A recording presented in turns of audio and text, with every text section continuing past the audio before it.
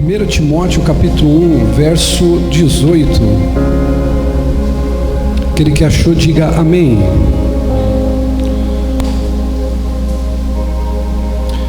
Diz assim o texto: Timóteo, meu filho, lhe dou essa instrução segundo as profecias já proferidas a seu respeito, para que seguindo-as você combata o bom combate, mantendo a fé, diga comigo, mantendo a fé e a boa consciência, que alguns rejeitaram e por isso naufragaram na fé. Amém? Tome seu assento.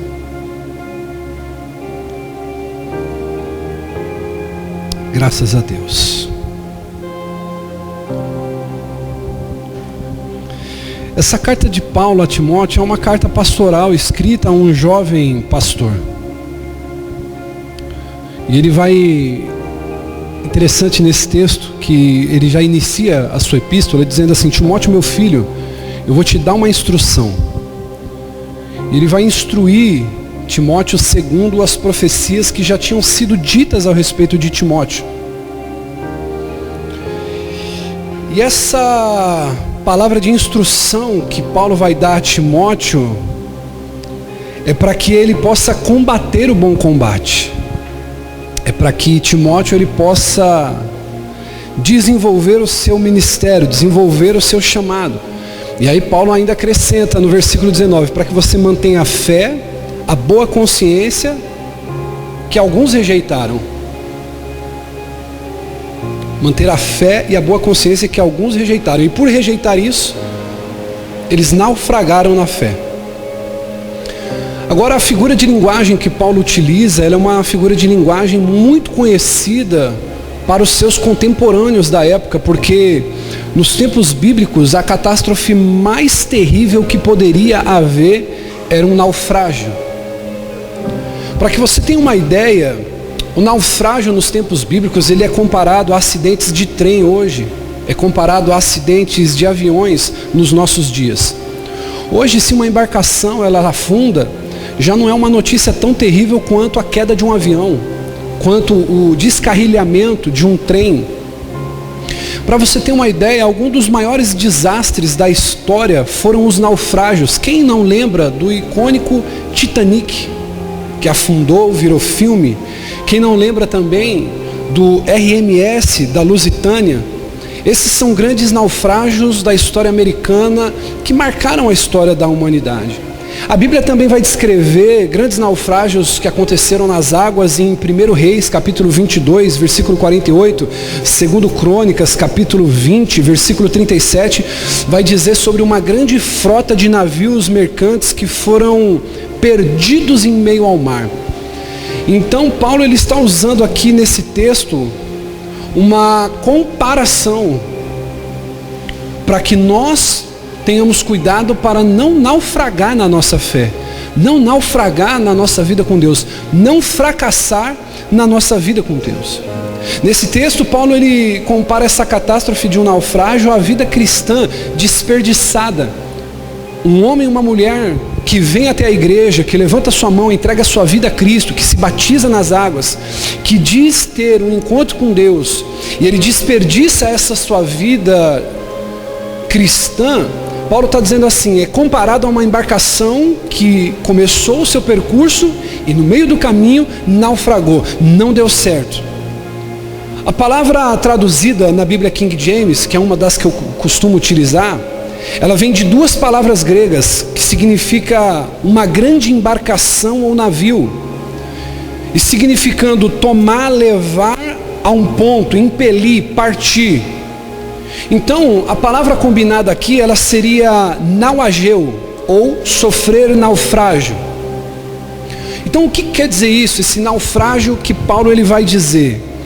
Um naufrágio, ele significa uma enorme devastação. O naufrágio, ele significa um momento de muito desespero, uma angústia, uma miséria muito grande.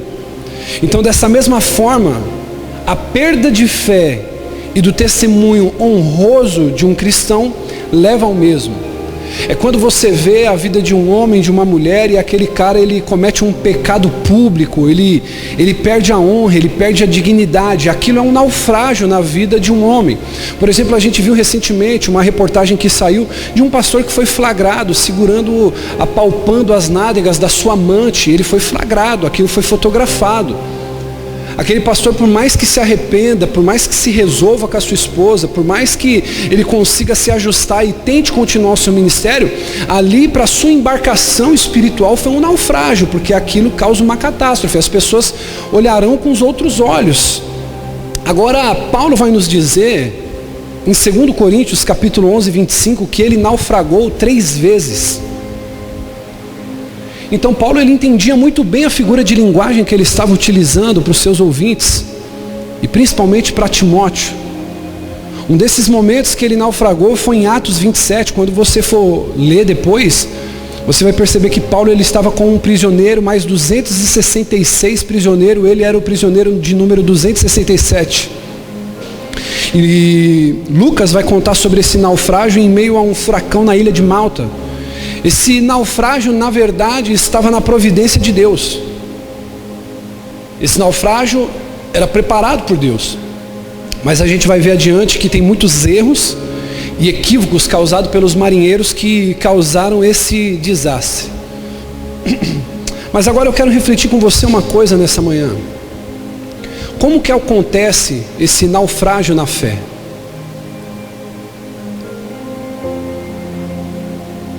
Como que o naufrágio na fé, ele se dá na vida de um cristão, na vida de um homem, na vida de uma mulher? Como que uma pessoa que tinha tudo para chegar até o ponto que foi estabelecido para que ela chegasse, essa pessoa, ela não chega até lá? A reflexão que eu quero fazer com vocês nessa manhã é sobre isso. Como que alguém que tem tudo para dar certo, como que alguém que tem tudo para chegar até um lugar determinado por Deus, essa pessoa, ela não consegue chegar. Certamente, querido, você já assistiu algum filme ou alguma série que trata-se de guerra, trata-se de exploração de outras terras, e as embarcações, elas são muito utilizadas. E a gente certamente vai perceber que existem armadilhas nessa experiência. A gente pode evitar essas armadilhas enquanto estivermos embarcando nessa nossa caminhada cristã. As condições que vão causar um naufrágio na vida de um homem ou de uma mulher se encaixam muito bem com um naufrágio na vida espiritual. Por isso que Paulo vai dizer assim: largando a fé e a boa consciência, alguns estão naufragando na fé. E agora nós vamos ver aqui o que pode ser causado e levado na vida de um homem e de uma mulher para que ele venha naufragar, para que ele venha afundar, para que ele venha fracassar na fé. A fé nunca vai fracassar, mas sim aquele que a possui pode fracassar nessa sua caminhada de fé. Então Paulo, ele vai dizer para Timóteo, ele vai instruí-lo, ele vai dizer: olha, Timóteo, eu quero te instruir, eu quero te ensinar como um pai ensina um filho, porque é assim que ele começa o texto. Você lembra? Timóteo, meu filho, vou te dar uma instrução, segundo as profecias que você recebeu lá atrás. Ei, deixa eu dizer uma coisa para você: profecia sobre a sua vida, muitas vezes sem instrução, sem uma voz que te orienta, não quer dizer nada, porque você vai ficar só com o profético, mas você não vai saber atuar sobre esse profético. Então Paulo, ele vai dizer, 1 Timóteo capítulo 1, 18 e 19, guarde esse texto. Ele vai falar: meu filho, eu quero te instruir. Por que eu quero te instruir? Para que você não naufrague na fé, para que você mantenha a fé, para que você mantenha a boa consciência, como alguns têm rejeitado. E aí, a primeira coisa que a gente vai analisar, o que pode causar um naufrágio na vida de um cristão? Ô bispo, o que pode causar a minha queda? O que pode causar a minha derrocada? O que pode causar a vergonha sobre a minha vida? A primeira coisa é a direção. Hoje em dia, Márcia, as embarcações, elas têm tecnologia, elas já não precisam mais, como nos tempos de Titanic, de um olheiro para ficar olhando Se vão vir os icebergs, não. Hoje tem tecnologia, tem aqueles radares de aproximação. Talvez você tenha um carro que quando você dá ré nele, ele tem aquele sensor de presença, aquele sensor de ré que eles chamam. Quando você vai se aproximando, ele vai apitando. Quem já viu isso dentro de um carro? Hoje as embarcações, elas são modernas, elas têm bastante tecnologia, só que nos tempos antigos, as embarcações, elas podiam naufragar por uma má orientação. Tinha que ficar um homem lá em cima, naquele mastro, podemos dizer assim, com um binóculo, olhando a longe, porque senão eles poderiam se chocar, eles poderiam colidir com qualquer tipo de coisa que estivesse à frente deles. Então esse navio, ele podia ser perdido por uma má orientação. Esses navios de hoje que eu estou dizendo para você são guiados eletronicamente, submarinos, mas nos tempos antigos o capitão que guiava o navio pelas estrelas. Se você, querido, ver vídeos de sobrevivência, tem muitas pessoas que guiam para onde vão pelo norte, sul, leste, oeste. Eles têm o sol como bússola. Então, por exemplo, nós estamos aqui na Zona Leste, o sol nasce para lá. Então, se você está perdido em alguma ocasião, você vai ver para onde o sol está nascendo. Para onde o sol está nascendo é o leste. Então é assim que eles iam se guiando, se dirigindo aos lugares. Então pensa comigo agora. Dentro desse contexto, os erros, eles eram muito comuns, especialmente por marinheiros inexperientes. Agora, no mundo cristão, Paulo vai lembrar para a gente ser cuidadoso com quem a gente permite guiar as nossas vidas. Você sabia que quando você entra num avião, você está guiando, aliás, você está confiando a sua vida no piloto daquele avião que vai conduzir aquela aeronave.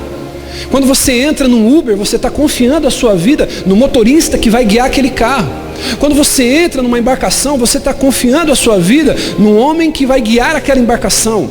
Quando você entra numa igreja, você está, de fato, deixando a sua vida ser conduzida pelo pastor daquela igreja, que vai orientar, que vai pregar. E aí Paulo vai dizer, em 2 Timóteo, capítulo 2, versículo 16, abre para mim, Guilherme, por gentileza, sobre essa orientação. Nós precisamos tomar cuidado com quem a gente permite guiar nossas vidas, com quem a gente permite orientar as nossas vidas. Olha o que ele vai dizer no versículo 16, 17 e 18. Evite as conversas inúteis e profanas, pois os que se dão a isso prosseguem cada vez mais para a impiedade. Olha só o versículo 17. O ensino deles alastra como câncer. Entre eles estão Himeneu e Fileto. Ele cita nome de dois. Versículo 18. Olha o naufrágio da fé. Olha o fracasso da fé. Olha o naufrágio na vida de um cristão. Versículo 18. Estes se desviaram da... Acompanhe no telão. Eles se desviaram da... Olhe para mim, eles não se desviaram da igreja. Eles não saíram da Assembleia, da ADAP, da Batista, da Presbiteriana. Eles se desviaram da verdade. Pior, João Paulo, do que um irmão se desviar da igreja, é ele se desviar da verdade. O naufrágio da fé começa aí. Se desviou da verdade, dizendo que a ressurreição já aconteceu. E assim, alguns perverteram a fé. Ou seja, eu preciso tomar cuidado com quem eu escolho para direcionar minha vida. Ei, olha para mim, redobre sua atenção. Você quer um conselho de alguém que te ama, de que quer te ver morar no céu? Você precisa tomar cuidado com quem você anda assistindo no YouTube, com quem você anda assistindo na internet. Porque o pregador de internet, ele vai pregar aquilo que ele quer pregar, mas depois ele não vai estar no final do culto para tirar suas dúvidas, para orientar você, para discipular a tua vida.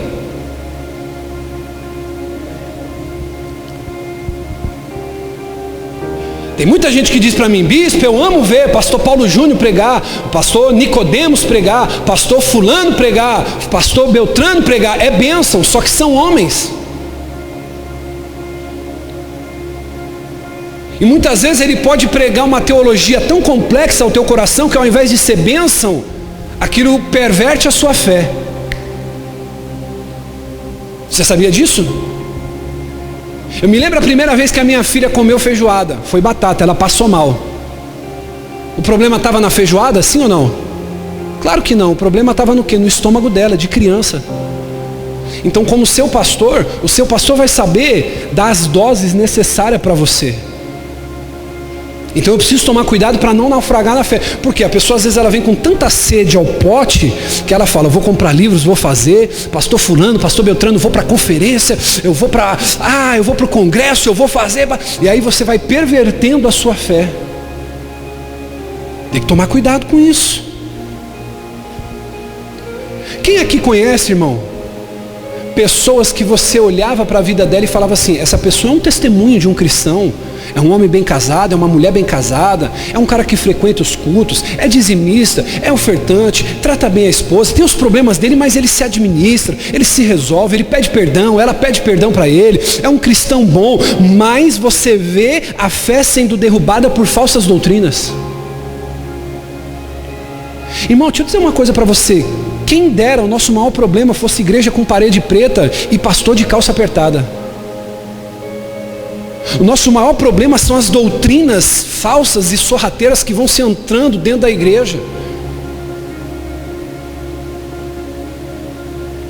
A gente vai percebendo, querido, que pessoas vão pervertendo o coração dos incautos, dos neófitos, daqueles que não têm profundidade bíblica, que não têm profundidade espiritual, que não têm profundidade de intimidade com Deus. Então a embarcação vai naufragar. Por quê? Por causa da direção daquele que está te dando.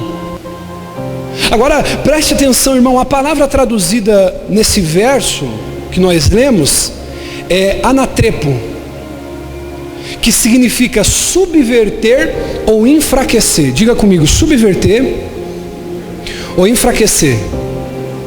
Então olhe para mim agora, redobre sua atenção. O que Paulo está querendo dizer? Que esses pregadores, esses mestres, pastores, eles parecem estar ajudando o jovem cristão. Eles parecem estar ajudando, como Paulo vai dizer em suas cartas por várias vezes, uma falsa piedade. Parece que está ajudando esse jovem cristão, apresentando o que? Verdades mais profundas. Olha para mim, redobre sua atenção, você precisa tomar muito cuidado quando você for se assentar à mesa com alguém que vai dizer, eu vou te dar aqui um alimento mais sólido, eu vou te dar aqui uma coisa mais profunda. Porque isso muitas vezes pode perverter a minha fé. Muitas vezes essa doutrina encoraja o pecado, encoraja o comportamento religioso. Olha o que Paulo vai dizer em Romanos capítulo 16, versículo 17. Olha só o que ele vai dizer, Romanos 16, 17. Isso aqui é poderoso demais.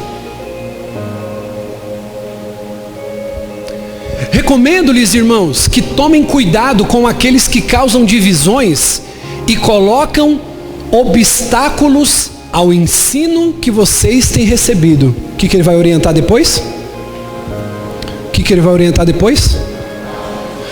O bispo, não é bíblico me afastar de quem causa divisão? Não é? Observe o que Paulo vai dizer. Ei, eu estou tendo um tipo de ensino, eu estou tendo um tipo de aprendizado.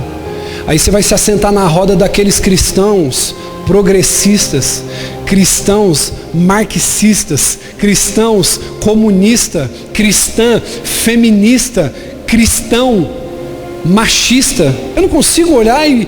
Não, um cristão machista, uma cristã feminista. Ela vem para a igreja, participa do cálice, do pão e diz que é feminista. Um cristão não luta por direitos masculinos ou femininos, ele luta pelo direito à vida, pelo direito do ser humano. E vai se pervertendo. E nós precisamos tomar muito cuidado, querido, nessa dita pós-modernidade. Ei, irmão, deixa eu dizer uma coisa para você, o mundo se contextualizou. Há 10 anos atrás, não se pensaria que um pastor usaria um equipamento eletrônico para poder pregar a palavra. Há 10 anos atrás, um pastor na minha idade não dirigiria uma igreja. Mas o mundo se contextualizou. Agora a palavra continua a mesma. A santidade a Deus continua a mesma. A forma de buscá-lo é com humilhação, com pano de saco, com jejum. Continua a mesma. Eu não posso deixar a modernidade corromper os meus bons costumes, naufragar a minha fé. Amém? Diga amém, irmão. Então eu preciso tomar cuidado com os cultistas, com os erros.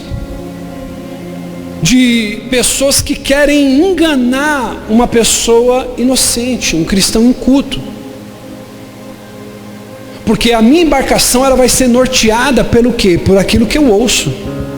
Olhe para quem está do seu lado e diga assim: aquilo que você ouve é muito importante.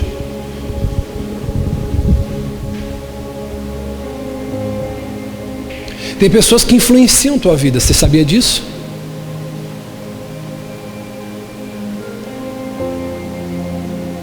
E essas pessoas que influenciam minha vida são pessoas que influenciam minha embarcação. Eu preciso tomar cuidado. Bispo, por que eu preciso tomar cuidado? Porque aquilo que você tem ouvido tem mudado a direção da tua vida.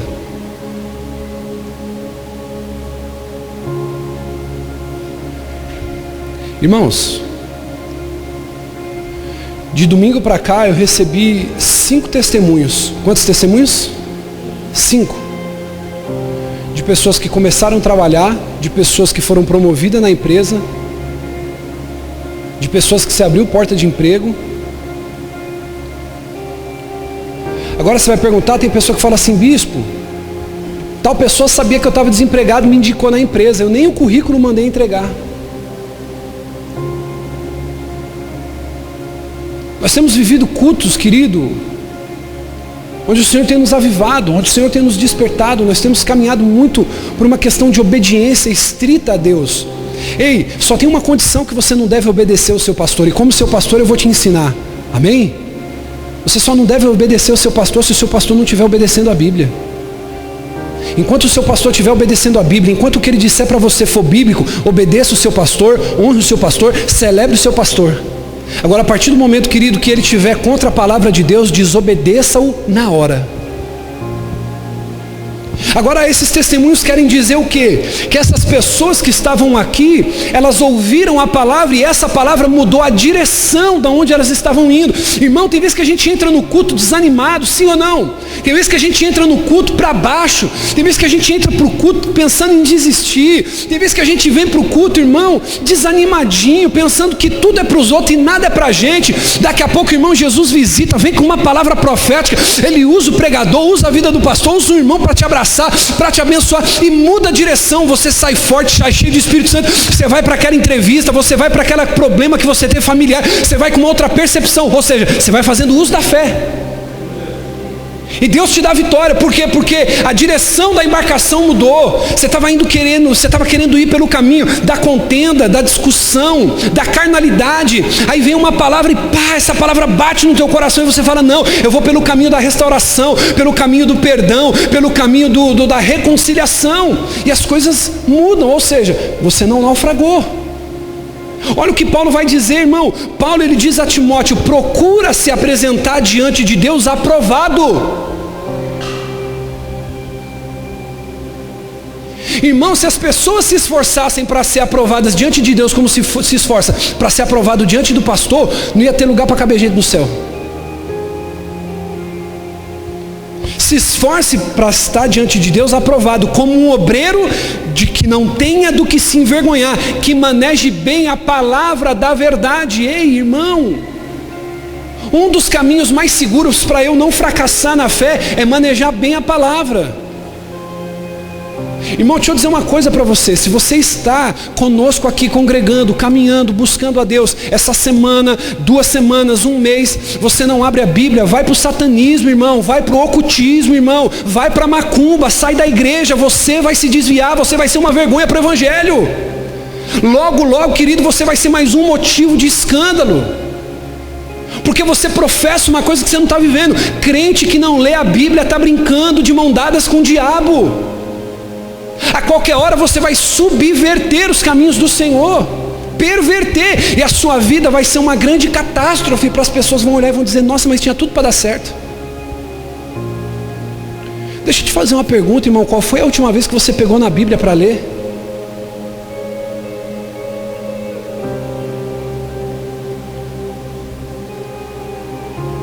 Você está pensando que Jesus vai te salvar porque você vem aqui para ouvir o sermão do pastor no domingo, é?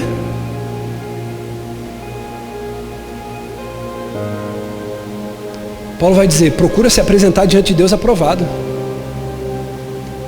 de um obreiro que não tenha do que se envergonhar, que maneje bem a palavra.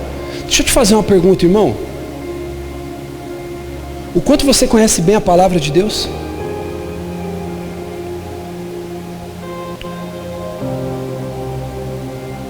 Tem um pastor que eu gosto de conversar com ele, que esse pastor, qualquer coisa que você vai falar com ele, ele cita a Bíblia.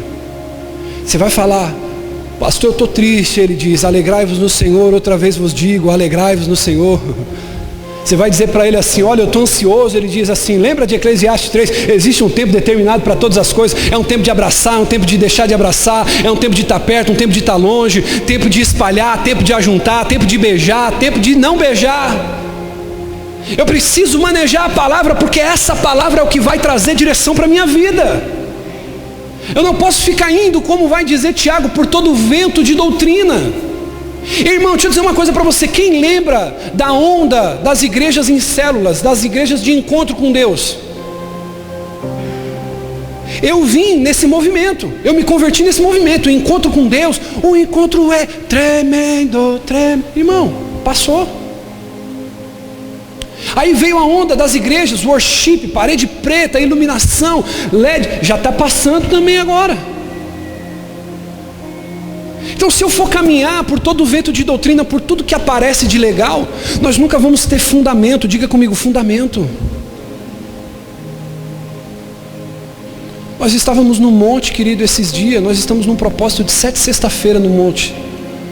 Eu quero encorajar você, que é irmã, você que é homem, mulher, que quiser ir conosco. Na próxima sexta-feira nós vamos estar indo. Vamos estar no 2º dia e no 7º nós vamos dormir lá. Nós vamos passar a noite lá. Dormir não, vamos passar a noite lá. E vamos vir direto para o culto da manhã aqui no domingo de manhã. E aí, querido, Deus ele deu uma palavra para a gente ali no alto daquele monte.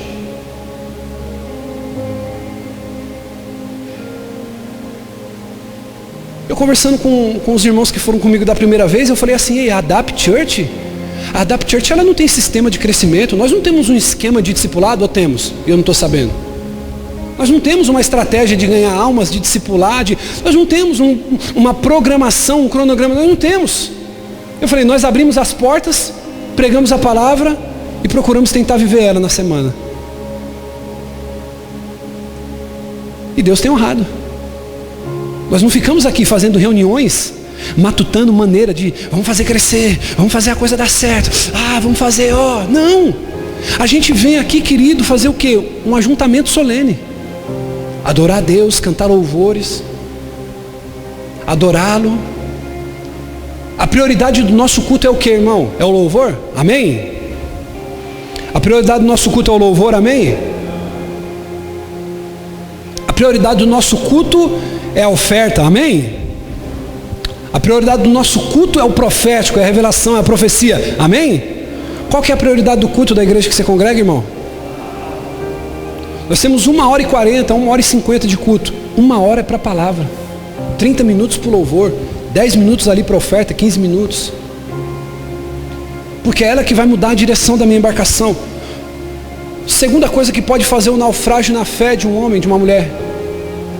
Primeiro é a direção. É aquilo que você ouve, é aquilo que constantemente tem entrado nos seus ouvidos. Segundo, diga comigo, a tempestade. Diga tempestade. Pode ser melhor, só quem vai morar no céu, tempestade. A direção é uma das maiores causas dos naufrágios. Mas Everton, a tempestade, ela é disparado a maior causa, o maior motivo dos naufrágios. Agora você vai entender por quê. Porque nos tempos antigos, a previsão do tempo era primitiva. Hoje, se você vai fazer um chá de bebê, se você vai fazer um aniversário, Girlei, se você vai fazer uma festa, se você vai fazer qualquer tipo de evento, você entra lá no Google e diz assim, previsão do tempo para o dia tal. Quem já fez isso? E aparece a previsão. Só que naqueles tempos, os marinheiros, eles não tinham ideia do que estava para acontecer na frente deles. Eles iam, evangelista Alain, subir nas suas embarcações para viajar semanas, às vezes meses, em alto mar. Então não tinha como prever uma tempestade. Eu quero te fazer uma pergunta, tinha como prever a tempestade, sim ou não? Não. Hoje tem, não tem? Mas eu quero te fazer uma pergunta agora, mudando para o sentido espiritual. Você tem como prever uma tempestade semana que vem na tua vida?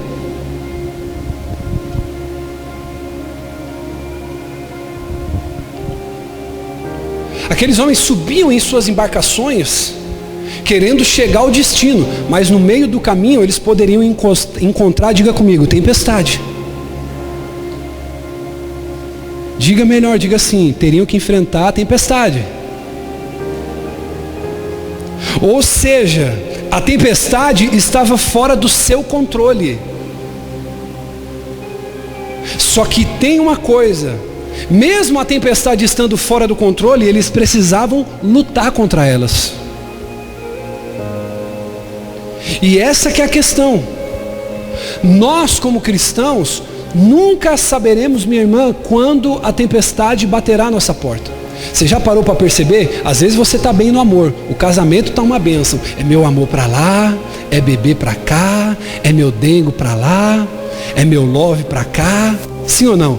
Mas daqui a pouco está tudo de cabeça virada. Você não está conseguindo suportar mais ele, ela não está conseguindo suportar mais ele. Eu não estou falando aqui de separar, não estou falando aqui de divórcio, de traição. Mas quem tem, por exemplo, como eu, quase 12 anos já com a mesma pessoa, casado, a gente sabe que é assim.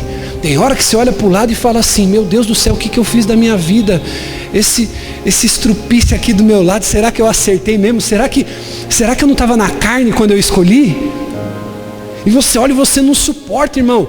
A mulher te ganhou pelo estômago, ela te ganhou pela barriga, fazia aquele almoço maravilhoso. Ela faz, irmão, parece que o tempero não é mais o mesmo. Quem já passou por isso aqui, irmão, no casamento? É tempestade. Você olha para o lado assim, você fala, meu Deus do céu, mas até o jeito dele escovar os dentes me irrita.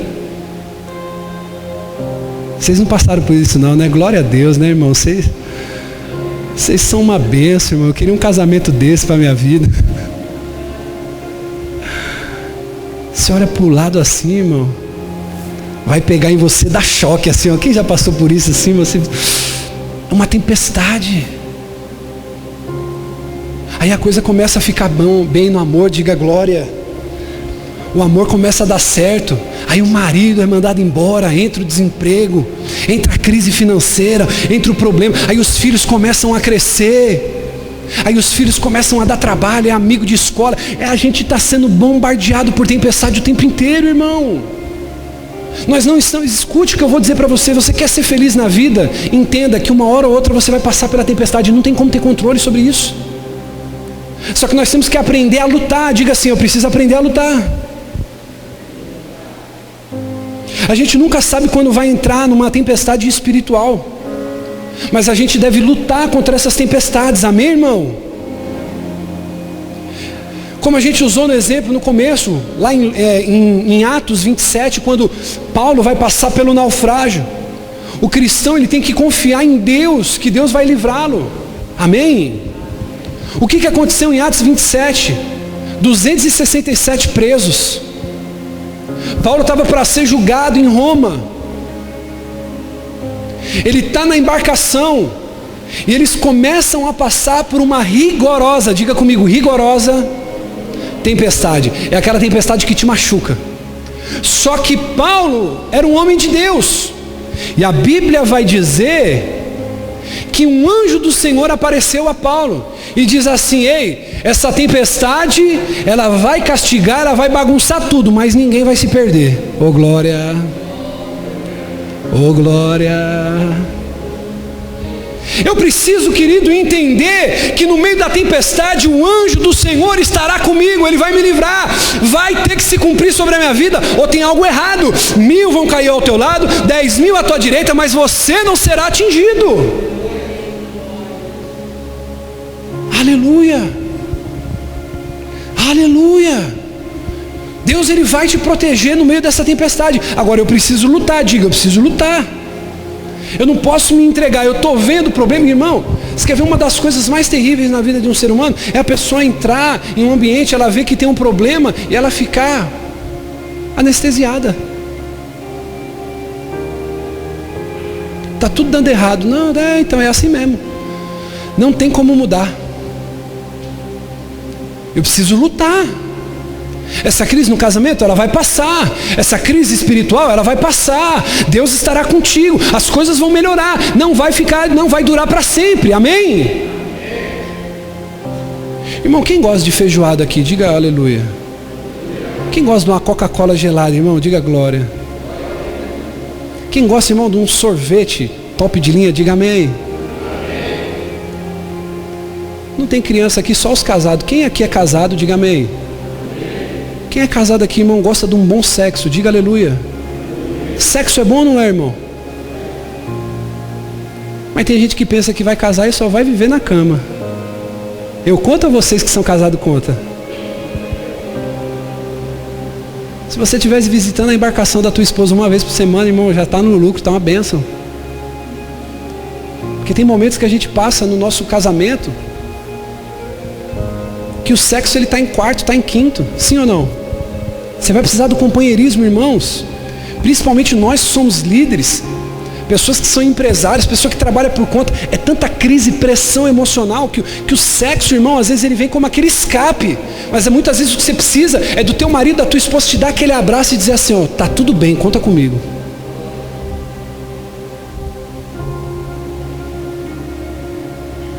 Meu Deus. A gente está bombardeado de todos os lados. E muitas vezes o que a gente precisa é só de uma palavra de incentivo. Poxa, que bom, hein? Você é fera, você é bom demais, você é boa demais. Às vezes você falar para o seu esposo, você falar para a tua esposa, falar, nossa, se não fosse você, essa casa já tinha ruído.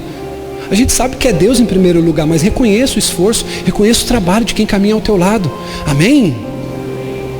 Eu preciso crer que no meio dessa tempestade, o Senhor, Ele vai me livrar. Ele vai estar comigo, eu não posso me entregar. Olhe para quem está do seu lado e diga assim, não se entregue na tempestade.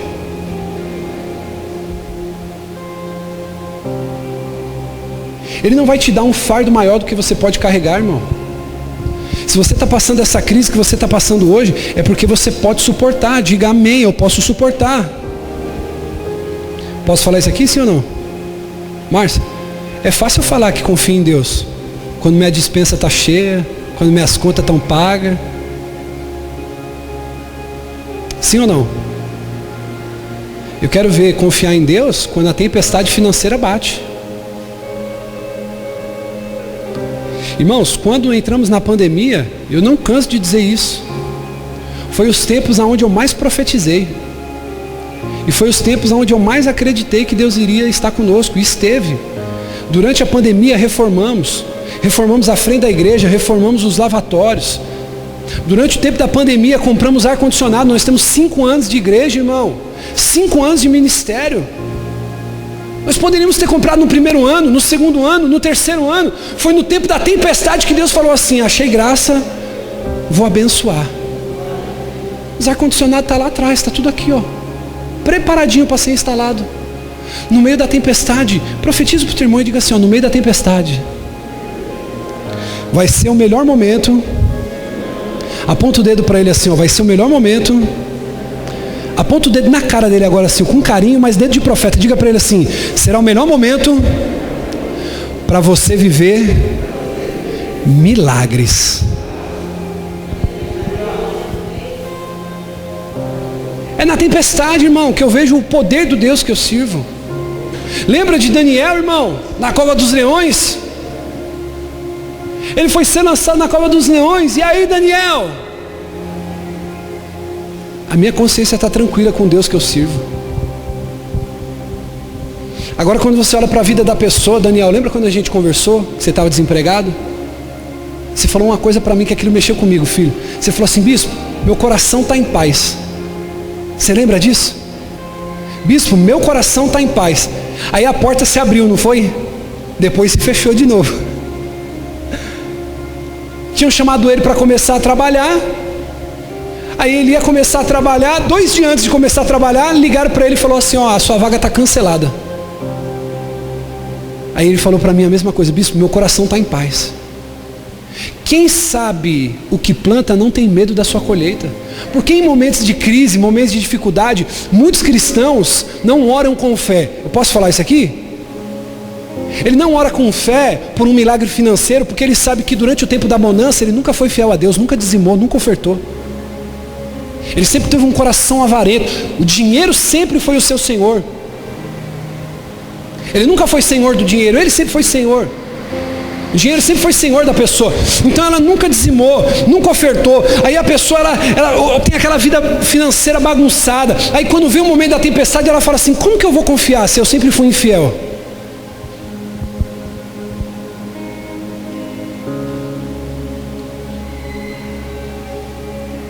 No fundo do seu coração, pastor, nesses anos que você passou de dificuldade, existiu uma certeza dentro do seu coração.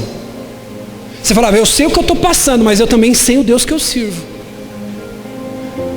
E é assim na vida daquele que é fiel a Deus, na vida daquele que é íntegro, naquele que tem fidelidade. Você fala assim: olha, não importa o que eu estou passando, eu sei que é um momento, mas o meu Deus vai me livrar, o meu Deus vai me proteger, o meu Deus vai estender as mãos e vai me tirar dessa tempestade. Agora, como que eu vou profetizar, como que eu vou ter fé para liberar a palavra, diaconisa Nath, se a minha vida não está em ordem com aquilo que eu quero profetizar? Eu tenho uma vida financeira toda bagunçada, não ajudo minha igreja, não dizimo, não oferto, não entro em propósito nenhum, desafio de crescimento da igreja. Aí quando a crise bate na minha porta, eu falo: para o pastor não dá nem para pedir uma cesta. Por quê, irmão? Não, porque eu não ajudo a igreja com nada. Deus me defende ir lá pedir alguma coisa para o pastor. Se não tem coragem de pedir uma ajuda para o pastor, muito menos para Deus. Por quê? Porque toda vez estava lá o pastor: irmão, seja um dizimista, seja um ofertante. Aí a pessoa ela fala assim: pô, agora na hora que eu estou na dificuldade, pô, eu vou pedir para Deus me abençoar, sendo que eu nunca ajudei com nada, nunca fiz nada. Então a pessoa não tem fé. Ei, eu não estou dizendo para você que Deus ele não vai se movimentar para ajudar. Eu estou dizendo que a pessoa não tem fé para clamar no meio da tempestade. Porque aquela coisa, ela se sente em débito. Sim ou não, irmão? Então é fácil, querido, crer em Deus quando o vento que sopra é suave. É aquela brisa que bate e refresca. Agora, difícil é crer quando abate a tempestade. Por isso que nós temos que tomar posse daquilo que Paulo vai dizer: portanto, senhores, tende bom ânimo, pois eu creio que Deus há de suceder assim como me foi dito. Paulo era um homem que vivia de revelação. Diga comigo: de revelação. E para a gente poder encerrar, a primeira coisa que pode causar o fracasso da tua fé, Dinho, a direção. Cuidado com quem você ouve. Por isso que nós temos uma frase aqui nessa igreja que é: a voz que eu ouço determina o meu futuro. A voz que você ouve determina o seu futuro. Deus olhou, Eduardo, para Adão e falou assim: meu filho, você está vendo esse jardim aqui? Posso contextualizar aqui o que Deus falou para Adão, sim ou não? Adão, veste a 10 e vai para o abraço, é tudo seu. Entra no jardim do Éden e arrebenta, Adão. Come, desfruta, viva com a mulher que você ama e seja feliz. Só não coma da árvore do fruto do bem e do mal, da árvore do fruto do conhecimento do bem e do mal, porque no dia que você comer, certamente você vai morrer. Aí aparece quem? A serpente no cenário e diz: ei, Deus disse para você o quê? Não come? Ih, amiga, não sabe de nada. Deus ele não quer que você come, porque no dia que você comer, você vai conhecer. Você vai ser como Deus. Então eu preciso tomar cuidado com quem direciona. Eu preciso tomar cuidado com as tempestades. As tempestades, eu não posso. Diga assim comigo: eu não posso. Pode ser melhor, diga: eu não posso. Pode ser melhor, irmão, diga: eu não posso me perder com as percas. E o terceiro motivo que pode levar um navio ao naufrágio: primeiro, a direção. Segundo, a tempestade. E o terceiro, sabotagem no navio. Diga comigo: sabotagem no navio. Uma maneira de você destruir o navio nos tempos antigos, Dani, sabe o que era? Era sabotar o navio por dentro.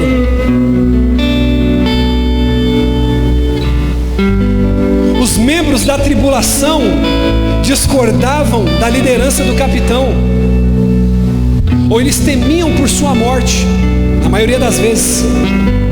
Então eles se rebelavam contra o capitão do navio e sabotavam a embarcação.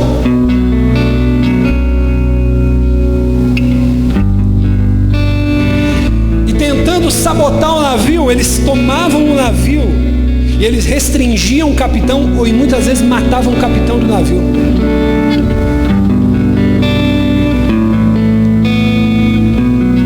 Você sabia que o cristão ele também pode ser sabotado na sua vida espiritual? Olha para o teu irmão e diga assim: não acredito.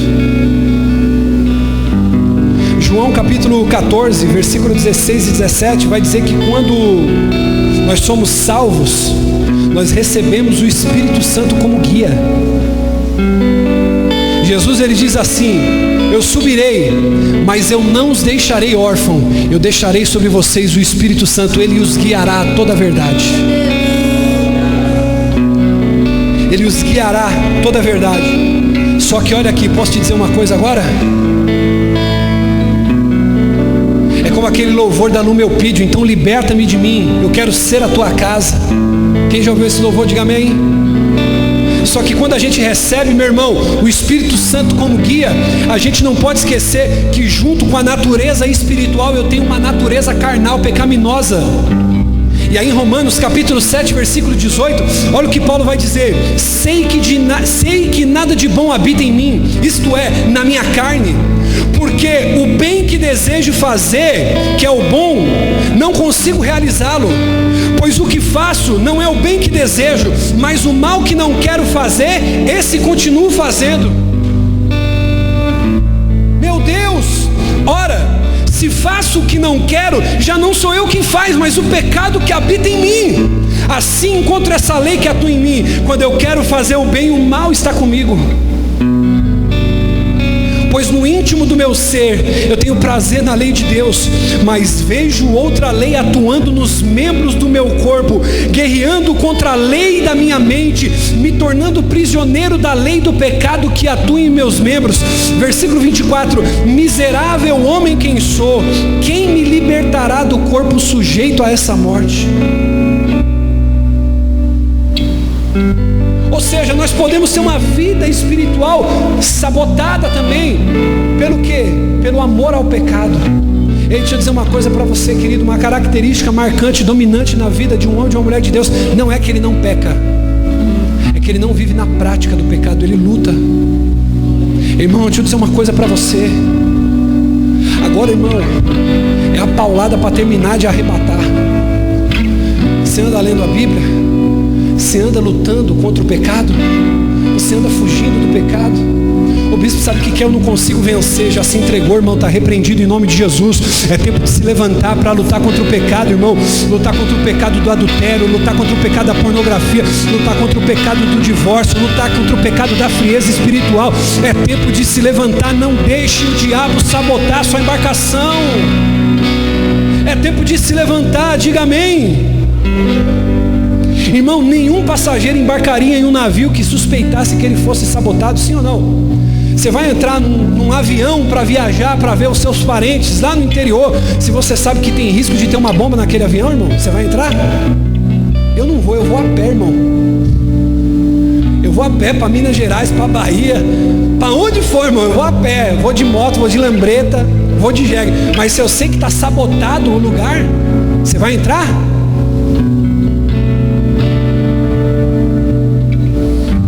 Posso te dizer isso aqui, sim ou não?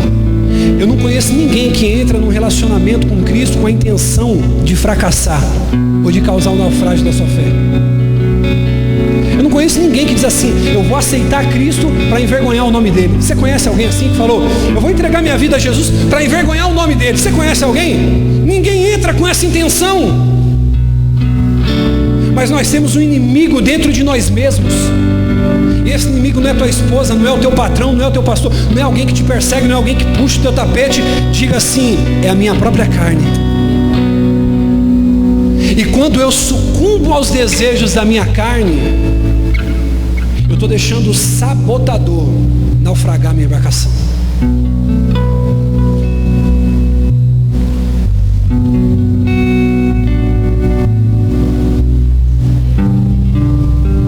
Preciso lutar contra a minha natureza. Ei, diga comigo assim: a minha luta não é contra a minha esposa, contra o meu marido, contra os meus inimigos. Posso falar uma coisa, Ju? A sua luta não é nem contra o diabo. Lídia, Larissa, Kleber, Gilei, Vanessa, Márcia, a sua luta não é contra o diabo. A sua luta é contra a sua carne, contra os seus desejos, contra os seus impulsos, contra as suas vontades mais sombrias e escondidas.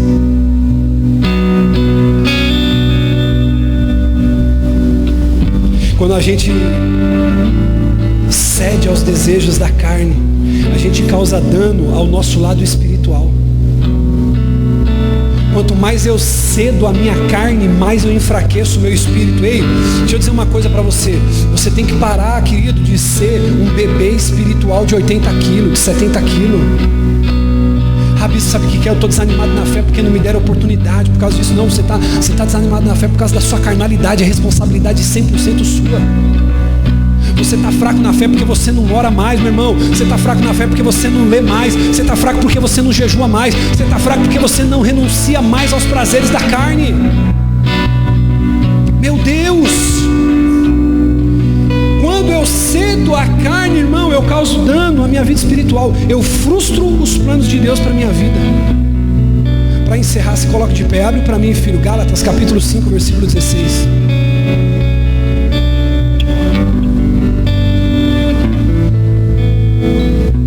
Gálatas 5,16. Olhe comigo aqui. Vou contar até 3, nós vamos ler bem alto, bem forte. Versículo 16 e 17. 1, 2, 3. Por isso digo: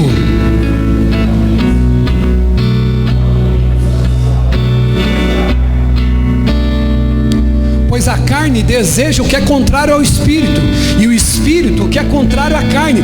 Eles estão em conflito um com o outro, de modo que vocês não fazem o que desejam. Posso te falar uma coisa? A sua carne sempre vai dizer para você: assiste mais um pouquinho de TV.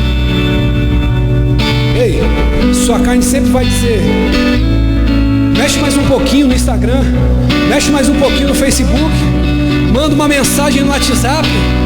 A sua carne sempre vai dizer: mais um pouquinho, mais um pouquinho. E o Espírito sempre vai dizer: ei, você pode orar um pouco mais, você pode jejuar um pouco mais, você pode consagrar um pouco mais. A carne e o Espírito estão em uma luta constante, e você não pode deixar sabotadores afundar sua embarcação. Amém, irmão?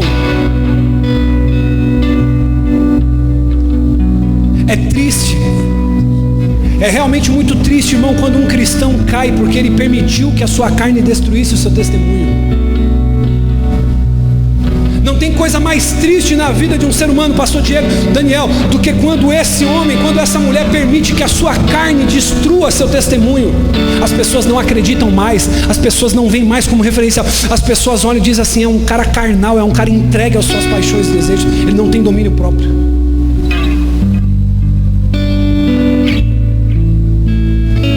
Certamente, sabe o que significa isso, Lídia? Uma destruição por dentro.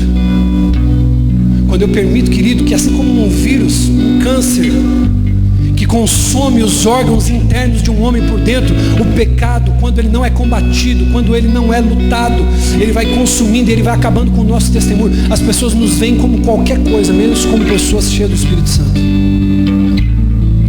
Mas nessa manhã, querido, a sua embarcação não vai naufragar. Eu quero convidar você, querido, para um tempo de reflexão com Deus. Eu quero te convidar a orar. Talvez você tenha ouvido coisas que não deveria ouvir, tenha seguido coisas que não deveria seguir.